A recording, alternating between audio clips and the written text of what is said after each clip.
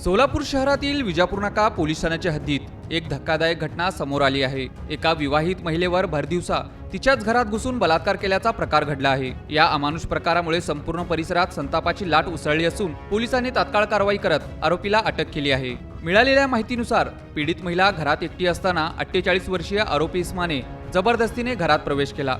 त्याने सुरुवातीला महिलेसोबत धक्काबुक्की केली आणि तू मला खूप आवडतेस असे म्हणत तिला जबरदस्तीने बेडरूम मध्ये नेले।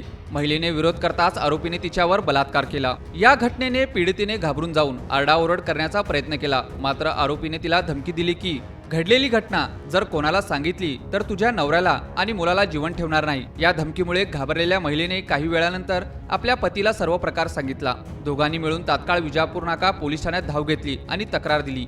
पोलीस विभागाने गांभीर्य ओळखून त्वरित पावले उचलली। आरोपीला अटक करण्यात आली असून त्याला न्यायालयात हजर केले असता पोलीस कोठडीत रवानगी करण्यात आली आहे। पोलिसांकडून घटनेचा सखोल तपास सुरू असून आरोपीचा पूर्व इतिहास देखील तपासला जात आहे। या प्रकारामुळे महिलांच्या सुरक्षतेबाबत पुन्हा एकदा प्रश्नचिन्ह निर्माण झाले असून स्थानिक रहिवाशांनी कडक शिक्षा आणि महिलांच्या संरक्षणासाठी कठोर उपाययोजनांची मागणी केली आहे।